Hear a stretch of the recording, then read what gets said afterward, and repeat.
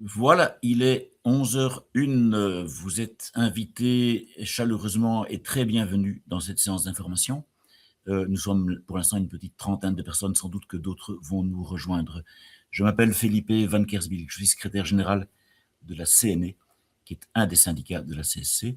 Je vous invite aujourd'hui, nous vous invitons, avec la CSC dans son ensemble. J'aurai l'occasion de passer la parole à mon collègue Thibault au service d'études, qui connaît particulièrement bien le dossier politiquement. Et un peu plus tard, vers la fin de la séance, nous entendrons Khadija, qui est responsable de l'action des travailleurs sans emploi. Mais ce n'est pas seulement la CSC qui vous invite, c'est aussi deux associations importantes. Tout le monde connaît probablement la Ligue des familles, et on entendra Merlin dans la deuxième partie du séminaire, qui va nous expliquer ce que c'est et quelles sont les démarches concrètes à faire. Mais avant de donner la parole à Merlin sur ce que vous devez probablement faire pour préserver vos droits, c'est l'autre association qui s'appelle Ensemble, Solidarité contre l'exclusion, qui est aujourd'hui représentée par Anne-Catherine. Et Anne-Catherine commencera pour nous expliquer ce que c'est vraiment un aidant proche, puisque une de nos convictions, en vous invitant aujourd'hui, c'est qu'il y a probablement beaucoup de gens qui sont des aidants proches, sans le savoir. C'est peut-être votre cas, c'est le cas de quelqu'un d'autre famille, parmi vos collègues ou vos voisins. Voilà. Ce qui est important, c'est de vous dire que nous sommes persuadés que pas mal de gens peuvent protéger leurs droits au moins pour 1 an, y compris des personnes qui auraient déjà été exclues du chômage le 1er janvier ou le 1er mars. Mais aussi, des personnes peuvent protéger leurs droits si elles risquent d'être exclues le 1er avril ou le 1er juillet ou à l'avenir. Deuxième point important, le petit recul du gouvernement que nous avons obtenu, il permet de protéger, pour l'instant pour 1 an, des personnes qui étaient au chômage. Il ne permet pas de protéger des jeunes ou d'autres personnes qui étaient en allocation d'insertion. Allocation d'insertion, si vous ne connaissez pas le sujet, sont les allocations pour des jeunes qui n'ont pas encore travaillé, mais qui ont, après un stage d'attente, droit à des allocations de chômage. Les personnes qui ont été exclues des allocations d'insertion, dans ce cadre-ci, on ne peut pas les aider à retrouver leurs droits.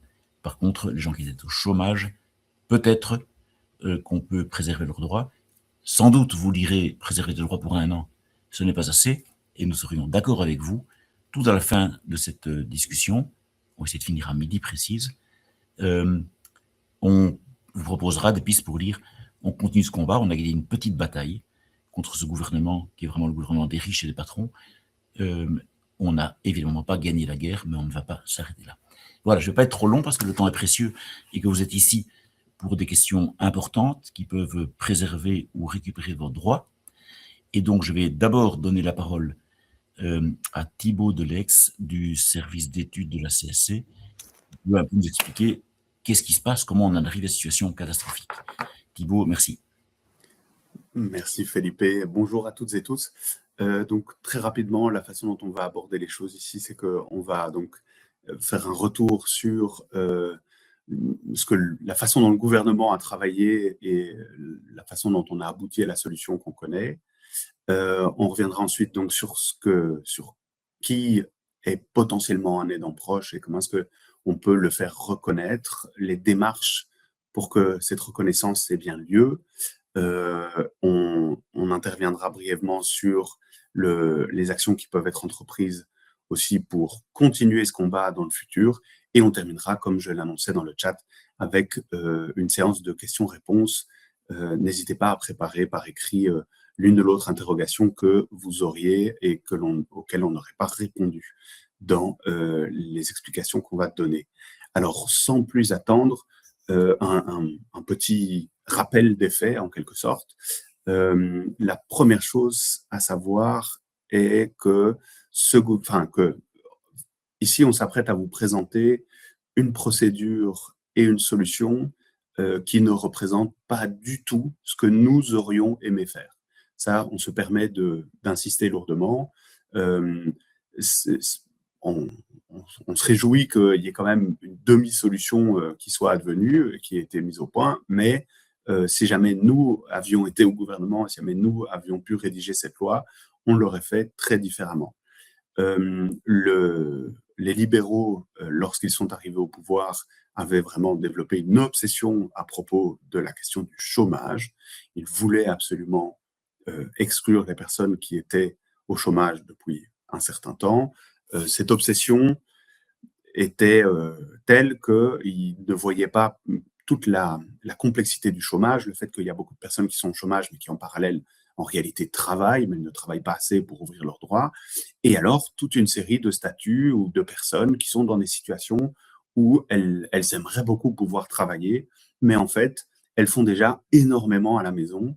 Et parfois, ce qu'elles font, c'est notamment de s'occuper d'un proche qui est en situation de perte d'autonomie et qui a besoin de soins continus et qui ne permet pas de s'arranger avec des horaires d'un travail classique. Et donc, voilà, une des raisons pour lesquelles tout ça n'a pas été pris en compte, c'est que le gouvernement a utilisé un truc, ils ont utilisé une loi un peu particulière qui leur permet de ne pas avoir de concertation sociale, donc qui leur permet de ne pas devoir présenter cette loi aux syndicats et d'écouter ce que les syndicats ont à en dire. Et donc, c'est comme ça qu'on arrive à toute une série d'accidents avec des gens avec des statuts et des situations qui ne sont pas prises en compte. Et ça, on le déplore et on n'a pas arrêté de dire à ce gouvernement, si au moins vous aviez pris le temps d'une conversation avec nous, vous auriez réalisé que vous étiez en train de faire des bêtises.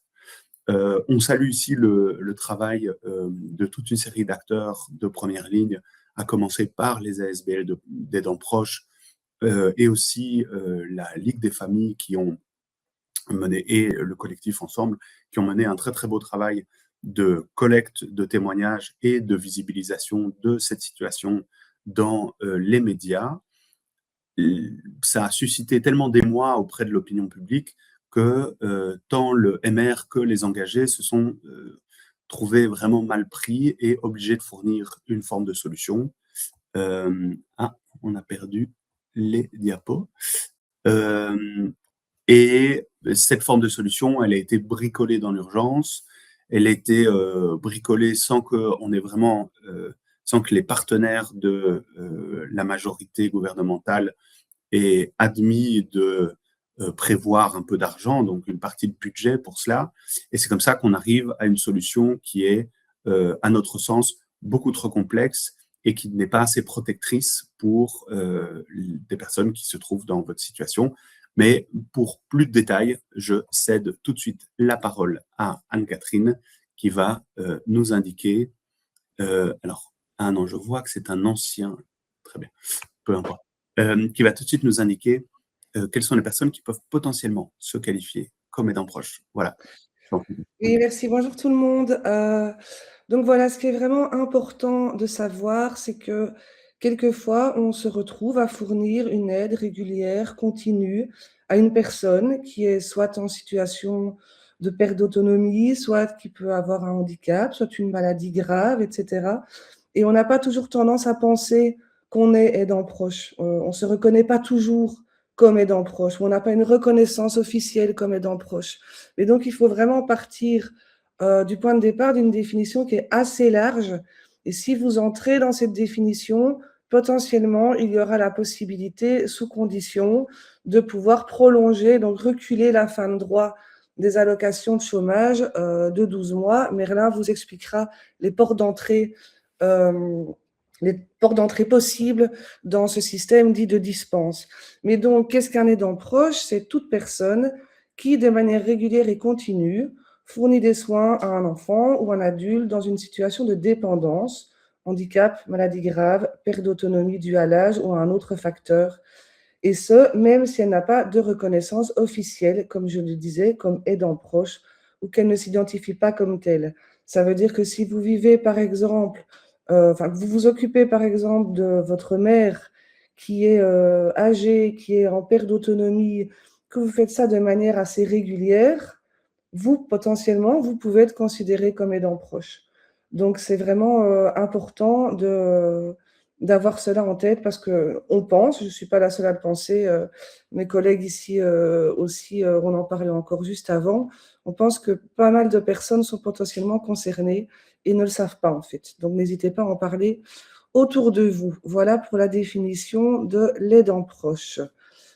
ensuite, si on s'est passé au slide suivant, ah ben voilà. Pourquoi ce que Merlin va vous expliquer ici juste après, c'est cette fameuse dispense comme aidant proche. Donc, il faut savoir que dans la réglementation du chômage normal, il y a toute une série de dispenses. Ce sont des dispenses dites de disponibilité. On peut avoir une dispense parce qu'on fait des études et alors on ne doit pas rechercher un emploi. On peut avoir, bref, il y a différents mécanismes de dispense. Et il existe une dispense qui s'appelle la dispense aidant proche. Au départ, cette dispense, elle permettait de pouvoir s'occuper de quelqu'un, fournir des soins, tout en étant dispensé de recherche active d'emploi. Mais avec la réforme du chômage, on en a parlé au tout début, le gouvernement a un peu mis tout le monde dans le même sac et a mis en place des vagues d'exclusion massive. Dans ce cadre-là, comme le disait Thibault, le gouvernement a bricolé in extremis une espèce de solution temporaire qui n'est pas suffisante, mais qui a été largement poussée par le secteur associatif notamment. Qui n'a de cesse répété qu'il fallait une solution pour toutes les personnes qui étaient au chômage et qui en fait passaient beaucoup de temps à s'occuper d'une personne malade ou en situation de perte d'autonomie. Et c'est là que rentre en jeu cette fameuse dispense. Si vous entrez dans les conditions, si vous la demandez, vous pouvez alors repousser la date de fin de droit de l'exclusion de 12 mois, à savoir qu'il faut introduire cette demande de dispense rapidement et que toutes les personnes qui auraient déjà été exclues des allocations au 1er janvier, au 1er mars, peuvent encore introduire cette demande de dispense pour récupérer des droits au 1er janvier. Mais je pense que Merlin va expliquer ça de manière très pratico-pratique avec les 3 ports d'entrée. Donc, je vais céder la parole. Merci à vous.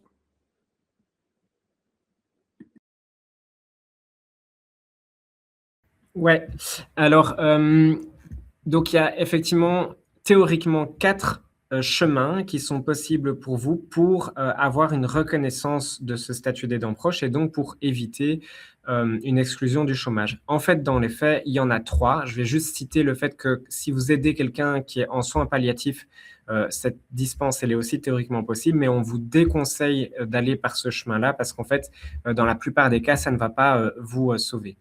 Donc, il y a 3 chemins en fait réellement possibles pour pouvoir éviter une exclusion du chômage. Certains de ces chemins sont plus faciles que d'autres. Et donc, je vais d'abord présenter les chemins les plus faciles. Et donc, la proposition que nous vous faisons, c'est de d'abord tenter les chemins les plus faciles. Et si vous voyez que vous ne rentrez pas dans les conditions pour les 2 premiers chemins, alors il y a une dernière possibilité qui peut quand même être tentée. Donc, les 3 voies de reconnaissance du statut d'aidant proche qui vous permettront de maintenir des allocations de chômage pendant 12 mois. Le premier, c'est si vous aidez régulièrement une personne qui est gravement malade. Et cette personne gravement malade doit par ailleurs être quelqu'un qui est membre de votre famille. On va revoir après qu'est-ce que ça veut dire membre de votre famille et qu'est-ce que ça veut dire gravement malade. En fait, dans les faits, être gravement malade, ça peut représenter beaucoup de situations. Et donc, on reverra juste après les conditions. La deuxième possibilité, c'est si vous êtes aidant proche d'un enfant de moins de 21 ans qui est en situation de handicap, un handicap qui est reconnu. On expliquera aussi qu'est-ce que ça veut dire un handicap reconnu et qu'est-ce que c'est un enfant de moins de 21 ans. Ça, c'est les 2 chemins les plus faciles. Et si vous ne vous retrouvez ni dans la première solution ni dans la deuxième, alors il est aussi possible d'aller faire une demande à votre mutuelle pour être reconnu auprès de votre mutuelle comme aidant proche avec droits sociaux. C'est un terme spécifique. Et ça c'est une situation qui peut recouvrir beaucoup plus de cas. C'est beaucoup plus large potentiellement. Mais ce sont des démarches qui sont plus compliquées, plus difficiles. Et donc, on y reviendra après. Autant essayer d'abord d'avoir la situation 1 ou la situation 2. Voilà. Alors, quelles sont ces situations? Je vais maintenant passer à la première d'entre elles. On peut passer le slide suivant. On peut passer au slide suivant. Voilà. Alors, première option, vous aidez un membre de votre famille qui est gravement malade. Alors, qu'est-ce que ça veut dire ça? Première chose, qu'est-ce que c'est gravement malade? En fait, il n'y a pas de définition dans la loi. Et donc, ce que ça demande, c'est qu'un médecin atteste d'une maladie et du fait que cette maladie génère un besoin de soins. Donc, ça va, c'est relativement large. En fait, ce qu'il faut, c'est que vous alliez chez le médecin de la personne que vous aidez et que ce médecin accepte de remplir avec vous un formulaire C90. J'y reviendrai après de qu'est-ce que c'est un formulaire C90 et qu'il dise lui-même sur le formulaire C90, oui, la personne aidée est malade et elle a besoin de soins. C'est tout. Donc, au niveau de la maladie, entre guillemets, grave, c'est très large. Donc, par exemple, vous avez un parent ou un grand-parent qui est en large perte d'autonomie, qui a des problèmes de santé, c'est OK. Si y a une personne qui a eu une grosse opération et qu'il faut la soigner, c'est OK. Si c'est une situation où il y a un cancer, c'est OK. C'est toute une série de situations. Donc, il n'y a pas de liste de maladies spécifiques qui font que du coup, on peut être dans la situation. En fait, c'est votre médecin, c'est plutôt en fait le médecin de la personne que vous aidez qui va signer un document qui reconnaîtra le fait qu'on est dans cette situation-là. Par contre, c'est un petit peu plus restrictif sur quel est votre lien entre vous et la personne que vous aidez. Ça doit être quelqu'un qui est membre de votre famille. Qu'est-ce que ça veut dire, membre de votre famille? C'est le plus simple, quelqu'un qui vit chez vous. Quel que soit le lien de parenté, si vous aidez une personne qui est malade et qui vit chez vous, qui vit au même domicile, c'est bon, vous pouvez rentrer dans le cadre de cette dispense. Vous pouvez aussi que la personne vive chez vous, qu'elle vive autre part. Si c'est la personne avec qui vous êtes en relation, votre conjoint, votre partenaire, c'est bon. Mais ça peut être aussi votre parent, ça peut être votre grand-parent, ça peut être votre enfant, ça peut être votre petit-enfant, ça peut être votre frère ou votre sœur. Mais ça peut être aussi toutes ces situations familiales-là, mais par rapport à votre conjoint. Donc, le parent de votre conjoint, ça rentre dedans. Le grand-parent de votre conjoint, ça rentre dedans. L'enfant de votre conjoint, le petit-enfant de votre conjoint, le frère ou le sœur de votre conjoint, c'est OK aussi. Et ça peut être aussi le conjoint lui-même de toutes les personnes qu'on a citées autour. Donc, il faut tous ces liens de parenté-là. Mais si vous êtes dans un de ces liens de parenté et que vous venez en aide régulièrement à cette personne, c'est bon. Et il ne faut pas nécessairement être marié, donc ça peut être votre partenaire, sans qu'il y ait mariage. Alors, dans ce cadre-là, quelles sont les démarches à faire? La première chose, c'est qu'il faut imprimer un formulaire C90. Pour trouver le formulaire C90, vous avez deux possibilités. Soit vous allez sur Google, vous tapez ONEM C90 et vous le trouvez, c'est le premier lien. Mais sinon, encore plus facile, dans le chat, je viens de déposer le lien vers ce formulaire. Alors, ce que je vous propose, c'est de prendre le temps en 2 secondes de cliquer sur ce lien et d'aller à la dernière page. À la dernière page, vous verrez qu'il y a une case qui est indiquée comme à remplir par le médecin traitant. Eh bien, c'est ça en fait, c'est ce document-là et c'est cette case-là qu'il faut aller demander au médecin traitant de la personne que vous aidez de remplir. Donc, elle doit cocher soit un membre du ménage gravement malade ou un membre de la famille jusqu'au 2e degré gravement malade. Elle doit indiquer une date et signer. Donc, ça, c'est le médecin traitant qui doit signer avec son cachet. La date qui doit être indiquée sur ce formulaire, c'est la date de 1 jour avant la date de votre exclusion. Ça, c'est très important. Donc, si par exemple, vous avez été exclu au 1er janvier, il faut indiquer 31 décembre. Si vous avez été exclu au 1er mars, il faut indiquer le 28 février. Si vous allez être exclu au 1er avril, il faut indiquer le 31 mars, etc., etc. Donc, vous imprimez le formulaire C90. Vous allez chez le médecin de la personne que vous aidez, qui est membre de votre famille ou qui vit à votre domicile, et vous datez la demande de 1 jour avant votre exclusion. Vous faites tout ça, vous remplissez le document complété. Vous pouvez aussi demander à votre syndicat, une permanence sociale de votre syndicat, de vous aider à remplir le formulaire pour être sûr de ne pas faire d'erreur. Et vous le déposez complété à votre syndicat avant le 31 mars. Alors, on a appris récemment qu'il pourrait potentiellement y avoir une période de tolérance supplémentaire et donc de pouvoir déposer les choses après le 31 mars. Mais nous, on vous conseille de faire les démarches le plus vite possible, en temps et en heure, comme ça, c'est sûr qu'il n'y a pas de problème et qu'il n'y a pas de souci. Donc, effectivement, Séverine dit que l'ONEM a publié des informations mardi sur son site. C'est le cas. Nous, on va vous donner en fin de formation un site encore plus clair, on l'estime, que le site de l'ONEM. Mais donc, voilà. Si vous avez un membre de votre famille qui est gravement malade, c'est la situation la plus large et la plus simple. Il faut aller chez le médecin, remplir le formulaire C90, le remplir en faisant attention à quelle date vous indiquez sur le formulaire et puis le déposer, compléter à votre syndicat avant le 31 mars. Ça, c'est la première option. Alors maintenant, il y a une deuxième option. Et la deuxième option, on peut passer au slide suivant. La deuxième option, c'est si vous aidez un enfant qui est en situation de handicap. Alors, première question, qu'est-ce que c'est ce handicap? Eh bien, en fait, c'est très large aussi, c'est toute forme de handicap. Ça peut être un handicap physique, mais ça peut être un handicap mental, donc ça peut être de l'autisme, ça peut être du polyhandicap, ça peut être plein de choses différentes. Mais ce qui est important, c'est qu'il faut que vous puissiez prouver le handicap par soit une attestation de reconnaissance du handicap du service public fédéral Direction générale personnes handicapées, soit une attestation montrant que l'enfant perçoit des allocations ou que vous percevez des allocations familiales majorées pour raison de handicap pour cet enfant. Ce qui veut dire qu'en fait, c'est quand même un certain degré de sévérité du handicap. Ça, c'est le premier critère. Le deuxième critère, c'est que l'enfant doit, au moment de la demande, avoir moins de 21 ans pour que vous puissiez faire la demande. Quelles sont les démarches à faire? Même chose, vous allez sur Google, vous tapez C90ONEM ou vous allez sur le lien que j'ai mis dans le chat, vous imprimez le formulaire C90. Deuxième chose, vous devez obtenir une attestation de handicap, de reconnaissance du handicap de la personne que vous aidez, comme je viens de le dire. Et troisième chose, vous devez déposer les deux documents, le C90 et l'attestation de handicap, à votre syndicat, une permanence sociale, avant le 31 mars. Il y a potentiellement aussi une période de tolérance jusqu'en mai, mais on vous conseille de faire les démarches avant le 31 mars. Et donc, Manuela pose la question, non, il n'est pas obligatoire d'avoir l'attestation de reconnaissance aidant proche de la mutuelle pour faire la demande de dispense dans ces deux cas précédents. Mais il y a une troisième option si vous ne rentrez pas dans les deux cas précédents. Mais donc, dans ces deux cas-là, il n'est pas nécessaire de faire les démarches via la mutuelle, qui sont des démarches qui prennent beaucoup de temps. C'est pour ça qu'on vous conseille de d'abord vérifier si vous êtes dans la première ou la deuxième option. Et si vous n'êtes ni dans la première ni dans la deuxième option, que vous ne rentrez pas dans les conditions, alors il faudra effectivement aller à la mutuelle. Et donc là, c'est la troisième option que je vous présente, c'est dans toutes les autres situations.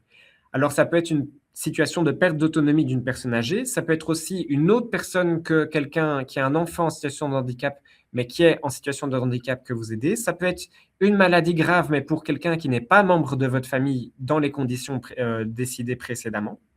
Le seul critère entre vous et la personne que vous aidez, c'est d'avoir développé une relation de confiance et de proximité affective ou géographique.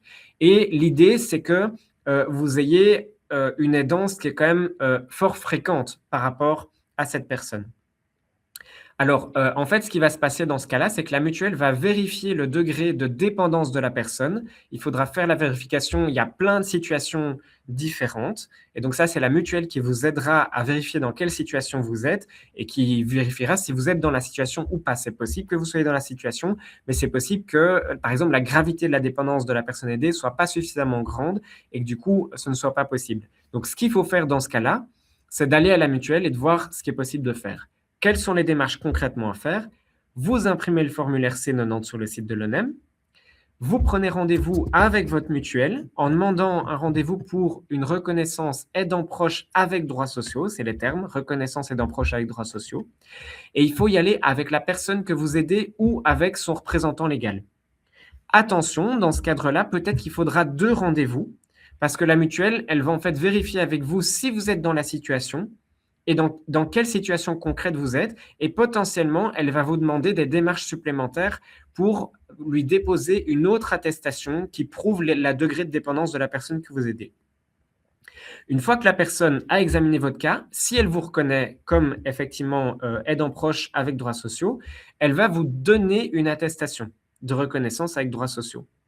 Et dans ce cas-là, vous prenez cette attestation avec droits sociaux, vous prenez le C90, vous remplissez, vous pouvez le faire avec la mutuelle, le C90, vous le complétez et vous donnez les 2 documents à votre syndicat avant le 31 mars. Il y aura sans doute une période de tolérance jusqu'en mai.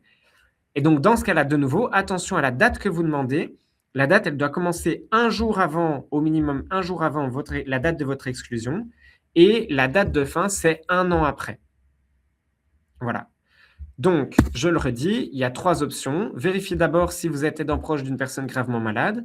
Ensuite, si vous êtes aidant proche d'un enfant en situation de handicap. Si vous êtes dans aucune de ces 2 situations, il faut prendre rendez-vous avec le mutuelle et vérifier si la mutuelle peut vous faire une reconnaissance droits sociaux. Je vais remettre... il y a Alice qui dit « Je n'ai pas encore reçu la lettre de début ». Donc, je suppose que ça, c'est la lettre qui vous avertit de votre exclusion de chômage à venir. C'est important dans ce cas-là. Donc, il faut faire en fait cette demande de dispense. Il ne faut pas le faire à n'importe quel moment. Il faut le faire il faut la dater pour peu de temps après votre exclusion, au moment de votre exclusion. Donc, si vous n'avez pas encore reçu de lettre vous avertissant d'une exclusion à venir du chômage, ce sera plus tard. Je vois que Thibaut remonte pour peut-être... ouais. Il y avait une petite interrogation sur est-ce qu'il est possible d'obtenir le revenu d'intégration sociale au CPAS. Et quelqu'un fait part d'une expérience d'il y a 10 ans où ça lui avait été refusé. Ce qu'il faut bien saisir, c'est que maintenant, comme il était prévu que des personnes qui ont été au chômage plus de 2 ans soient exclues du chômage, en réalité, si jamais vous faites l'objet de cette exclusion-là, vous n'avez pas d'autre alternative que le CPAS pour avoir un complément de revenu, en plus de cette indemnité liée à la dispense. Et donc, désormais, le CPS ne peut plus vous refuser de le verser. Donc, ce que vous avez connu avant a changé et donc vous pourrez en bénéficier. Je peux peut-être juste rajouter quelque chose à ce Bien propos. C'est effectivement, je vois bien, et là, la démarche a été faite il y a 10 ans. Ici, on est vraiment dans le cadre... Cette dispense a été un peu remise au goût du jour dans le cadre de la réforme et des exclusions. À partir du moment où les revenus disponibles sont de toute façon inférieurs aux revenus d'intégration sociale qui est octroyé pour sa catégorie familiale, on invite, alors je ne dis pas que ça marchera pour tout le monde, mais aller faire cette demande au CPS, d'autant que la disposition au travail au CPS, c'est aussi une disposition qui est analysée par le CPS et qu'on peut être dispensé de cette disposition pour raison de santé ou d'équité. Et par exemple, s'occuper aussi de quelqu'un, ça peut être notamment une raison ou un argument qui peut être développé devant le CPS. Donc un CPS n'est pas l'autre aussi. Donc je suis désolée que ça n'ait pas marché il y a 10 ans pour cette personne, mais en tout cas l'idée c'est de continuer à dire que oui, il n'y a pas de raison de ne pas aller faire une demande. Il y a des portes d'entrée possibles aussi pour avoir un complément. Voilà. Alors, il y a une question. Le C90 complété, signé, est-ce qu'il doit être déposé auprès du syndicat? C'est ça, donc auprès d'un organisme de paiement, c'est-à-dire un bureau local de votre syndicat. Et c'est là qu'il sera réceptionné et traité. Et quand je dis traité, ça veut dire envoyé auprès de l'ONEM. Alors, je regarde, est-ce qu'il y a d'autres interrogations? Alors, il y a une réflexion qui était, et si jamais votre exclusion n'est pas encore intervenue, mais que vous vous apprêtez à être exclu dans le futur, est-ce qu'on a une recommandation particulière à ce sujet-là? Ce qui nous semble, c'est que comme votre allocation pour l'instant est un petit peu plus confortable que ce que vous pouvez obtenir au travers de la dispense, ça vaut la peine de continuer à profiter de votre allocation jusqu'à son terme et d'entreprendre des démarches à la fin de ce délai. La seule recommandation, c'est évidemment de veiller à ne pas trop tarder pour pas, et de bien anticiper que certaines démarches administratives demandent un petit peu de temps, notamment si jamais vous devez obtenir une réponse de la part de la mutuelle, qui essaie de traiter ça dans les meilleurs délais, mais là, je crois qu'il faut quand même compter avec 1 semaine, 2 semaines avant que vous n'ayez un retour de leur part. Je regarde, est-ce qu'il y avait d'autres Alors, les soins palliatifs ne donnent donc pas de prolongation. Non, malheureusement, la prolongation commence à partir de 3 mois et les soins palliatifs de 6 mois. Et les soins palliatifs sont prévus sur une période de 3 mois. Et donc là, ça n'ouvre pas de droit à... Mais donc, pour les soins palliatifs, par contre, en fait, c'est possible de le faire via le médecin traitant de la personne que vous aidez et vous le faites passer comme gravement malade.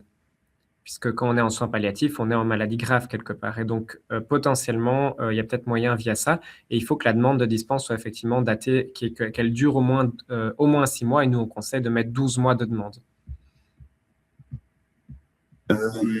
Une précision qui peut être importante, c'est donc si jamais vous obtenez la dispense avec l'indemnité qui y est jointe et que vous obtenez le revenu d'intégration sociale après, vous pourriez vous dire, mais en fait, je ne vais pas simplement demander le revenu d'intégration sociale. Il faut mesurer que lorsque vous obtenez la dispense, le temps que vous prestez au sein de cette dispense est comptabilisé dans votre carrière pour la pension. Donc, vous continuez d'avoir toute une série de droits sociaux qui sont maintenus, qui ne le seraient pas si jamais vous étiez bénéficiaire d'un revenu d'intégration sociale. Et alors, il y a autre chose, c'est qu'on va entamer des négociations avec les représentants du gouvernement pour essayer de mettre au point un statut qui soit un statut durable, pérenne, dans lequel puissent s'inscrire des personnes qui sont aidants proches. Il est sûr que si jamais vous avez bénéficié de la dispense avant, le fait d'intégrer ce statut sera plus facilité. Voilà, quelque part, vous aurez déjà fait la démonstration du fait que vous êtes aidant proche. Et alors, je ne cache pas que, politiquement parlant, c'est plus simple aussi dans les négociations qu'on va mener, de faire entendre que ce statut il est nécessaire parce que il doit aider et faciliter l'existence de beaucoup de monde. Si jamais il y a un relativement petit nombre de personnes qui sollicitent le statut, ça apparaîtra comme quelque chose d'un peu anecdotique, un peu périphérique, et les décideurs politiques se sentiront moins contraints d'apporter une réponse bien ficelée. Voilà. Alors, concernant les personnes qui avaient déjà la dispense, il me semble que le montant des allocations était inférieur à 771 € par mois. C'est exact, il était à 390 avant. C'est au cours de la négociation que le gouvernement a accepté de le remonter à 761. Alors, à partir du 1 2026, elles auront donc 761 €. C'est le cas, oui. Alors, attention, en fait, il y a une subtilité. Ah ouais. C'est qu'en fait, ça va être, on ne l'a pas dit parce que c'est une situation très particulière, mais les gens qui ont été exclus le 1er janvier 2026 peuvent récupérer leurs droits, mais le gouvernement a décidé que ça remonterait à 761 € par mois que à partir du 1er mars. Et donc, on peut récupérer son droit, mais ça veut dire que pour les mois de janvier et février, on aura un peu moins d'allocations. Mais alors, à ce moment-là, en fait, ce qui se passe, c'est qu'on demande au CPS et le CPS va compenser. On espère dans un maximum de cas. Il y a des situations où on pourra le faire, d'autres pas. Mais donc ça, c'est encore une situation où ça montre le bricolage du gouvernement. Les allocations, elles sont à 761 € par mois à partir du 1er mars. Alors, ce montant est forfaitaire et mensuel, malheureusement, oui. Et ça, c'est une chose que l'on dénonce, évidemment, puisque si jamais vous êtes isolé ou chef de ménage, vous avez votre situation familiale fait que vous avez des dépenses supplémentaires. Et donc, il devrait y avoir un forfait qui soit nettement plus généreux que ça et qui tienne compte de votre situation particulière. Le raisonnement du gouvernement contre lequel on s'est vraiment battu était de dire que ça ne pouvait pas occasionner une indemnité qui soit supérieure à la moindre allocation de chômage parce que les personnes en situation d'aidants proches ne recherchent pas un travail sur le marché de l'emploi. C'est faux en plus, puisqu'on sait qu'il y a plein de personnes qui continuent à travailler, mais c'était le raisonnement très, très binaire de la part des libéraux qui étaient à la manœuvre dans le pilotage de ces négociations. Est-ce qu'elle doit continuer à rentrer des cartes de chômage? Alors, pour toute une série de raisons, nous, on invite plutôt à le faire. C'est-à-dire que, par ailleurs, on a introduit un recours en annulation auprès de la Cour constitutionnelle. Ce recours en annulation est en train d'être examiné par les juges de la Cour. Ils remettront leur avis vers fin novembre, début décembre de cette année. Et on espère qu'une série de mesures de la réforme feront l'objet d'une annulation. On pense que ici, les aidants proches sont en bonne place pour faire l'objet d'une révision. On ne veut pas donner de faux espoirs.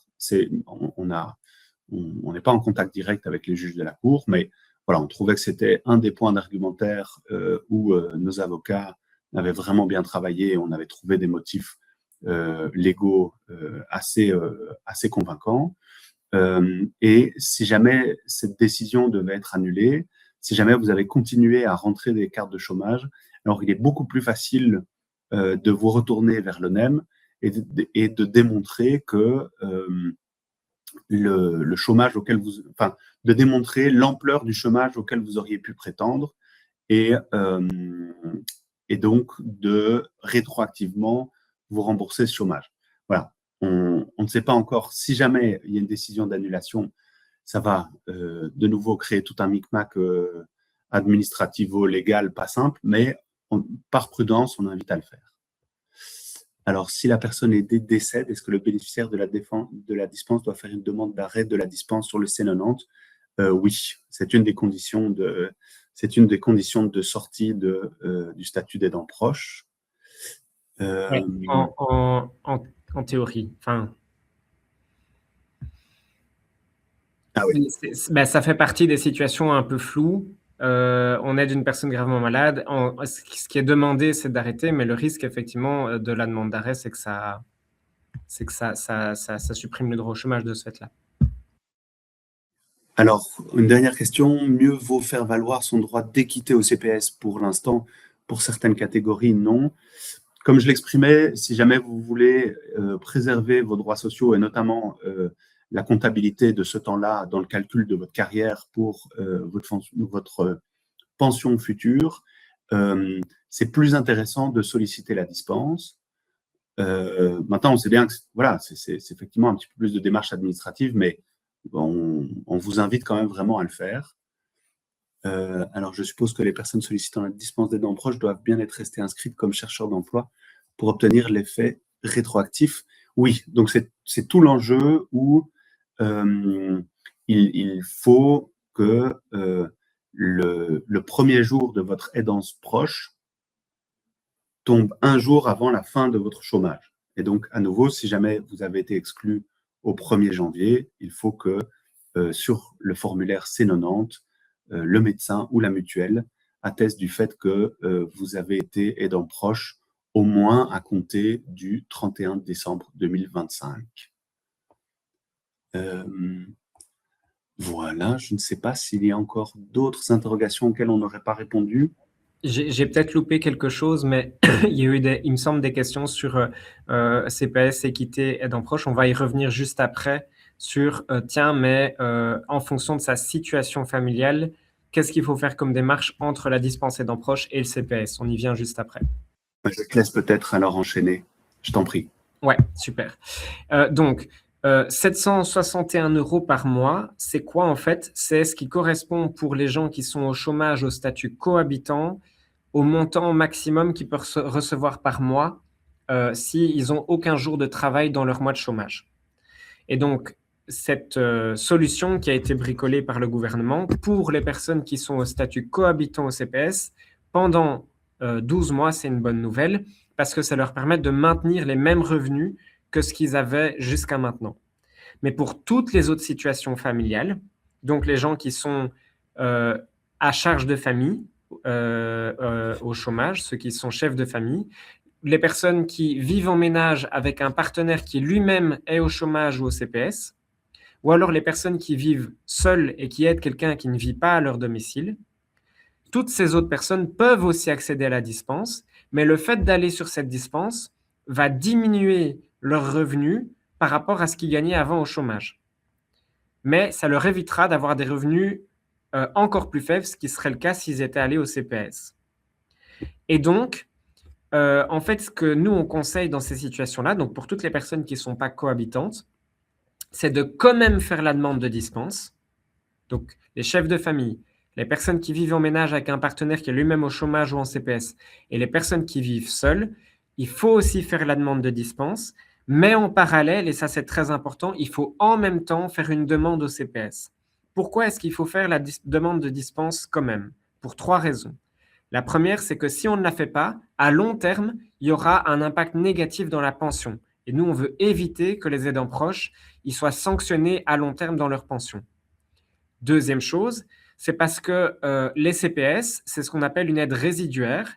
Et donc, ils risquent, si vous êtes simplement, vous arrêtez votre chômage, vous allez au CPS et vous n'avez pas fait de demande de dispense, vous risquez d'avoir un problème au CPS parce que le CPS va dire, tiens, mais vous me signalez que vous êtes aidant proche maintenant, mais vous ne l'avez pas fait la demande avant au chômage. Donc, il faut faire la demande de dispense. Et la troisième chose, c'est que ça va, on ne sait pas qu'est-ce qui va se produire dans le futur par rapport au projet du gouvernement de créer un statut aidant proche. Et donc, nous, on veut que les personnes mettent toutes les chances de leur côté de pouvoir se faire reconnaître comme aidant proche dans le futur. Et donc, il vaut mieux, dans ce cadre-là, s'être déjà signalé via tous les mécanismes existants actuellement. Donc ça, c'est un point important si on n'est pas cohabitant. Un autre point important sur les questions familiales, si on n'est pas cohabitant, c'est la situation de deux parents qui sont séparés, qui ont un enfant, par exemple, en situation de handicap, qui a besoin de soins et qui se partagent la garde une partie de la semaine, l'enfant chez l'un, une partie de la semaine, l'enfant chez l'autre. Dans cette situation-là, les règles qui ont été votées disent qu'a priori, il y a seulement un des deux parents qui pourra obtenir une dispense. Comment est-ce que ça va se passer? Eh bien, on ne sait pas et on n'a pas d'informations du gouvernement. Et donc, de nouveau, nous, ce qu'on conseille, c'est que les deux parents fassent la demande de dispense séparément et on espère que l'administration sera tolérante par rapport à ça, mais ça fait partie des choses qui ont été bricolées et qui sont regrettables par rapport à ça. Voilà. Donc, je vois une question sur un aidant proche déjà reconnu ayant des allocations inférieures à 761 €. Ah oui, donc quelqu'un qui est déjà en demande de dispense. Donc, normalement, les gens qui sont déjà en cours de dispense, leurs allocations vont automatiquement monter. Elles vont passer à 761 € à partir de, enfin, pour les allocations qui seront versées en fin de ce mois, en fin mars. Alors, Khadija, je te rassure, je te passe la parole juste après ceci. Donc, une des lectures que l'on a aussi de la séquence que l'on vient de vivre, c'est que le gouvernement, à un moment, s'est dit, OK, très bien, ce que je vais faire, puisque tout le monde s'est saisi de cette question et que tout le monde reconnaît que là, on a vraiment fait preuve de cruauté à l'égard de ce public-là, c'est que je vais leur proposer une solution bricolée pendant 12 mois. Et comme ça, je sors un petit peu de cet orage médiatique et dans 12 mois, on sera ailleurs. Il y aura eu plein d'autres actualités et je serai dans quelque part dans une meilleure posture pour moins m'intéresser à ce problème. Et donc, c'est une des craintes que l'on a, c'est que la solution que l'on ne trouve pas si bien bricolée et qui vous est proposée serve aussi à diluer ou à faire baisser la pression sur le gouvernement pour ne pas vraiment la traiter dans les 12 mois qui viennent. Il n'empêche que le gouvernement a pris des engagements à mettre au point un statut qui soit un statut durable et qu'il doit donc le faire dans les 12 mois qui viennent. L'engagement que nous, l'on prend, c'est en tous les cas d'essayer de continuer à maintenir la pression autant que possible sur le gouvernement et de participer à ces négociations en bonne intelligence aussi avec les ASBL de représentation des aidants proches de façon à s'assurer que votre voix est entendue à la table. Maintenant, il est certain qu'il faut continuer à faire pression sur ce gouvernement, il faut continuer à faire en sorte que ce soit une thématique qui soit traitée. Et pour ce faire, je me permets de faire un appel. Si vous-même, vous êtes impliqué déjà dans des réseaux de soutien et d'entraide entre personnes en situation d'aidant proche, et si jamais au sein de ce réseau, il y a des personnes néerlandophones issues de Flandre, n'hésitez pas à leur indiquer que c'est là aussi qu'il faut faire connaître cette thématique. On voit que quelque part la sauce a bien pris au sud du pays, un peu moins au nord. Et c'est ça aussi qui bloque dans les négociations, c'est que comme l'opinion publique n'est pas aussi mobilisée du côté néerlandophone, des grands partis de la coalition actuelle, comme la NVA, ne se sentent pas du tout obligés de faire quoi que ce soit. Et alors, pour indiquer le fait qu'on ne perd pas de vue la suite, on travaille déjà en bonne intelligence avec toutes les associations que vous voyez réunies autour de la table, à faire en sorte qu'il y ait une sortie médiatique au cours de la semaine prochaine sur le degré de complexité et de des solutions qui ont été trouvées, des procédures au travers desquelles vous devez passer pour obtenir vos droits, de façon à continuer à mettre un peu le gouvernement sur le grill, et voilà, et faire en sorte qu'il ne puisse pas se replier dans une zone de confort. Et sur ce, je me permets de passer la parole à ma collègue Khadija, qui va vous évoquer. Alors, j'essaie de retrouver la slide qui la concerne, parce qu'on a fait les choses un petit peu dans le désordre, ça arrive. C'est pas grave. Bonjour à toutes et à Oui, je t'en tous. prie. Donc, Khadija Kourcha, je m'occupe de l'action des travailleurs sans emploi à la CSC. Pour ceux qui ne la connaissent pas, c'est un groupe spécifique qui a la prétention de porter la voix des sans-emploi. Et je dis toujours, les sans-emploi, c'est vous. Donc, venez militer dans vos régions, dans les groupes et les comités de sans-emploi pour apporter votre avis, vos initiatives, les problèmes que vous vivez, des questions à résoudre ou des idées de solutions. Alors, on l'a déjà dit, le gouvernement Arizona, c'est un gouvernement antisocial. On voit toutes les actions que nous menons depuis la rentrée. Et c'est un gouvernement qui a dit, avant même les élections, les mesures qu'il allait prendre, comme par exemple la limitation des allocations de chômage dans le temps. Les gens ont voté, donc je dis nous, même si personnellement je n'ai pas voté pour ces partis, mais nous avons voté, la majorité a voté pour ces mesures et donc elles passent. Simplement, le programme politique est dépassé. Ils jouent un peu comme un enfant qui a été privé d'un jouet, donc maintenant qu'ils ont le jouet, ils ont décidé de le casser et même pas de jouer avec. Et ils dépassent ce qu'ils avaient dit dans leur programme, comme par exemple rassurer les gens avant les élections, ne seront pas exclus les gens qui ont plus de 50 ans, et puis c'est devenu 55 ans, et puis c'est devenu vous devez avoir une carrière de 35 ans. Autant dire personne et autant dire que tout le monde est exclu. Et ils excluent aussi les travailleurs parce que quand vous travaillez à temps partiel, si vous travaillez moins d'un mi-temps ou si votre horaire change, même si vous travaillez plus d'un mi-temps, vous perdez votre complément chômage, ce qui est tout à fait aberrant parce qu'on éloigne les gens ainsi de l'emploi. Et puis il y a aussi les prestataires aidés qui, eux, ont accepté de travailler dans des conditions très difficiles. Ils ont accepté un sous-statut avec parfois, par exemple, pour les surveillantes éducatrices, venir à l'accueil des enfants dans les écoles tôt le matin, revenir à midi pour le repas, revenir le soir pour faire la garderie, pour 4 € de l'heure. Eh bien, malgré tout, ces personnes perdent leurs allocations et ce qu'on leur propose, c'est de travailler pour 4 € de l'heure. Et donc, aujourd'hui, maintenant, je viens de quitter justement un groupe de travail qui essaie de se dire quelle action est-ce qu'on va mener pour empêcher que des gens acceptent de travailler 4 € de l'heure, même si, voilà, parfois, l'ALE, c'est pas que les 4 € de l'heure. Déjà, les 4 € de l'heure peuvent déjà aider un peu à s'en sortir financièrement quand on n'a rien du tout. Mais surtout, l'ALE, c'est toutes des liens sociaux. On est essentiel dans l'école, est hyper important et malgré tout, il y a aucune reconnaissance. On a vu également que c'est un gouvernement qui ne connaît pas ses dossiers et ici le dossier des aidants proches est bien la preuve, alors qu'ils étaient vraiment, mordicus, on ne change rien, on passe en force et on exclut tout le monde. Tout à coup, ils se rendent compte qu'effectivement, pour les aidants proches, il faut voir que, il faut essayer de trouver une solution et ils ont bricolé quelque chose pour 12 mois en espérant que ça s'éteigne, et que finalement après on n'en parle pas. Ils nous ont donné des tas de raisons pour justifier la limitation des allocations dans le temps. Je ne vais pas rentrer dans les détails ici, mais ils nous disent que ça va mettre les gens au travail avec le préjugé que les gens sont au travail parce qu'ils le veulent, parce que sinon, il suffit de leur enlever les allocations et ils vont aller travailler. Mathématiquement, on sait qu'il n'y a pas de travail pour tout le monde.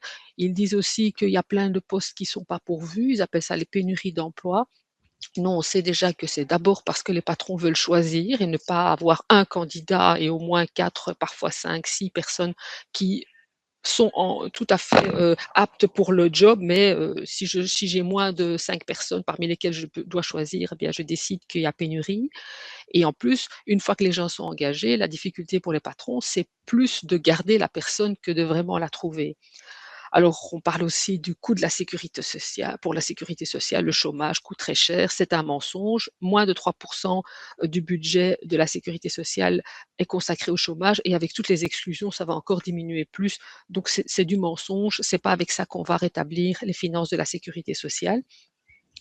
Depuis septembre, on nous répète aussi que la Belgique est très généreuse, que c'est des allocations à durée illimitée, ça n'existe nulle part ailleurs et qu'il fallait mettre fin à ça. Il faut dire que la Belgique n'est pas plus généreuse que les autres pays parce que la Belgique ne donne pas une allocation de chômage qui remplace le salaire des gens ou un peu moins comme dans certains pays quand c'est limité dans le temps, mais donne le minimum vital. Simplement, en Belgique, avec l'État fédéral qu'on a, rester au chômage en donnant le minimum vital au moins aux chômeurs, eh bien, c'est une caisse dans laquelle cotise toute la population belge et où il y a plus de moyens que de renvoyer les gens vers leurs régions qui sont pauvres et vers les communes qui sont pauvres. Et donc, c'est les communes les plus pauvres qui devront accueillir les personnes et qu'elles doivent aider sans les moyens.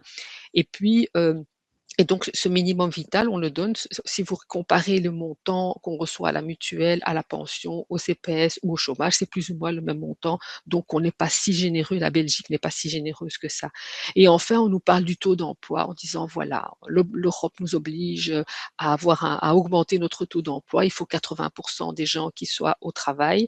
Simplement, le taux d'emploi, c'est un mythe idéologique, c'est une grande arnaque parce que tout le monde essaye de l'atteindre, mais quand on regarde et qu'on gratte le taux d'emploi, c'est demander à ce que la maximum de la population fasse quelques heures de travail sur une certaine période. Et donc, ça pousse plus à créer des mauvais jobs, des emplois précaires, que vraiment de mettre les gens à un emploi qui va leur permettre de vivre avec dignité.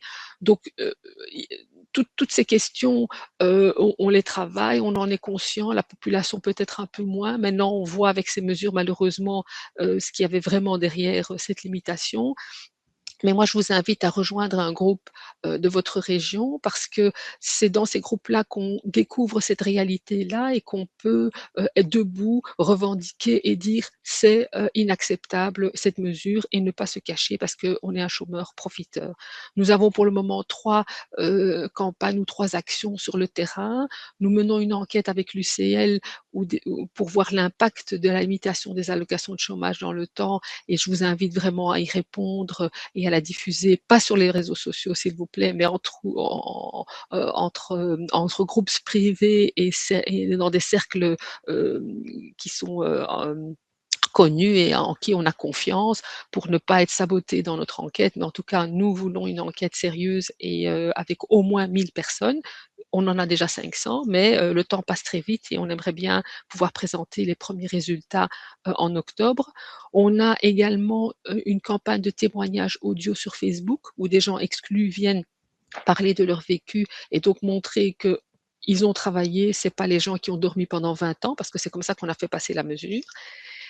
Et puis, on a également une campagne contre la pauvrophobie parce que ce gouvernement, en fait, c'est pas uniquement contre les chômeurs, c'est contre tous les pauvres qu'il s'attaque en continuant à protéger ceux qui ont plus. Voilà, je vous invite à nous rejoindre et je vous remercie pour votre attention.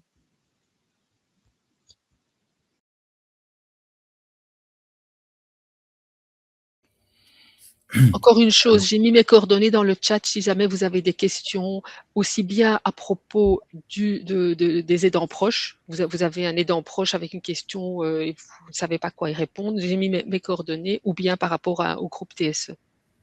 Ouais, Merci, Khadija. Et Merlin va encore bien préciser comment accéder à la brochure qu'il a largement contribué à réaliser. Et dans 5 minutes, nous terminerons cette rencontre. Donc, je me permets juste de répondre à Muriel qui a en fait tout à fait raison. Donc, le problème de cette dispense, c'est ce qui était expliqué un petit peu avant dans une slide, c'est qu'elle ne permet d'apporter une réponse que aux personnes qui sont cohabitants, que aux personnes qui en fait vivent en couple avec quelqu'un qui a des revenus. Pour ces personnes-là, la dispense est suffisante toute seule. Pour toutes les autres, en fait, elle va plonger les gens à des revenus très inférieurs à ce qu'ils avaient aujourd'hui. Et donc, pour ces personnes, il sera obligatoire de faire aussi une demande d'aide au CPS. Mais ce qu'on dit et ce qu'on essaye de faire attention, c'est attention qu'il ne faut pas uniquement pour ces autres situations-là, par exemple pour les chefs de famille ou les isolés, il ne faut pas uniquement aller au CPS, il faut aussi faire la demande de dispense parce que sinon, à long terme, on est sanctionné dans son droit à la pension. Et parce que sinon aussi, potentiellement, on pourrait avoir dans le futur un problème avec le CPS, parce qu'il y a des CPS qui vont dire, tiens, mais si vous n'avez pas fait votre demande de dispense, vous n'avez pas demandé vos droits, alors qu'il faut les demander avant d'aller au CPS. Donc voilà, nous, on essaie de transmettre l'information la plus claire pour assurer qu'il y ait le moins de problèmes possible et le plus de droits et de solutions pour les personnes concernées. Alors, je termine aussi en vous transmettant dans le chat un guide qu'on a réalisé, un guide qui vous permet en fait d'avoir toutes les informations qui ont été données à cette séance sur les informations vraiment concrètes, c'est-à-dire dans quelle situation je suis, quel est le chemin que je dois utiliser pour faire ma demande de dispense, quelles sont les démarches, quelles sont les étapes, à quel moment je dois le faire, dans quel délai, et est-ce que je dois seulement faire une demande de dispense ou est-ce que je dois faire une demande de dispense et en plus aller au CPS vu ma situation familiale. Donc, c'est le lien que j'ai mis juste au-dessus.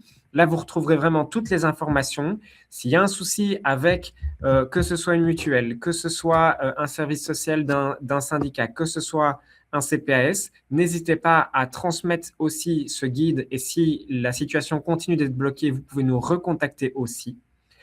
Mais donc, voilà, donc effectivement, Françoise, il faut d'abord faire la demande de dispense. Vous êtes exclu au début juillet, donc vous devez faire votre demande de dispense pour avant fin juin pour vous. Et puis, après cette demande de dispense, il faudra aller au CPS. Voilà. Donc voilà, allez lire ce guide. Il est vraiment, on a essayé de le travailler pour qu'il soit le plus clair possible pour répondre à votre question. Et si vous avez encore d'autres questions, Khadija vous a donné son adresse mail dans le chat.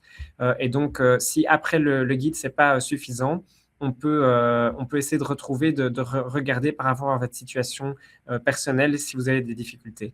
Encore un grand merci à tous et à toutes pour votre attention. Vous étiez maintenant plus d'une trentaine à nous suivre. Donc, on espère d'avoir donné les informations les plus claires possibles. S'il y a encore d'autres questions, on sera toujours là et on continue à se battre à la fois pour que votre situation actuelle soit la meilleure possible, mais aussi pour gagner un vrai statut pour les aidants proches pour que dans le futur, tout le monde soit non seulement sauvé, mais ait la garantie de vivre avec des revenus décents au-dessus du seuil de pauvreté, ce qui malheureusement n'est pas le cas de cette dispense. On a gagné un tout petit truc qui n'est pas suffisant, mais on espère que dans le futur, on gagnera beaucoup plus et qu'on vous défendra d'une façon plus correcte. Merci. Merci beaucoup Merlin et Thibaut et Khadija et Anne-Catherine et Yves, tous ceux qui ont préparé et qui sont intervenus. Merci à ceux qui ont assisté à ce séminaire. Effectivement, comme Merlin l'a dit, nous ne sommes pas du tout les défenseurs de ces 761 € pendant un an. C'est juste une espèce de demi-solution que nous avons obtenue avec la Ligue des familles, avec les autres, les aidants proches et les syndicats. C'est aussi important de vous rappeler que ceci, c'est un élément de la bataille générale que nous menons contre ce gouvernement des riches et des patrons, que ce soit sur les pensions, sur les salaires, sur les services publics, partout nos droits sont attaqués. Donc c'est peut-être important aussi de rappeler que s'il y a des grèves, s'il y a des manifestations, c'est pas parce qu'on veut s'amuser, c'est que réellement les droits des personnes sont durement attaqués. Et donc avec la Ligue des familles, avec le collectif Ensemble, avec la CSC, on veut être à vos côtés pour défendre vos droits. Si vous connaissez des gens qui pourraient bénéficier aussi de cette information, puisque sans doute on a un peu de temps, c'est pas le 31 mars, mais sans doute le 31 mai, on doit le vérifier. N'hésitez pas à diffuser. En vous inscrivant, vous nous avez communiqué votre mail, et donc on vous enverra un message avec une petite demande d'évaluation du séminaire, avec les contacts de Yves, de Merlin, de Khadija, pour demander des compléments d'information sur votre dossier individuel.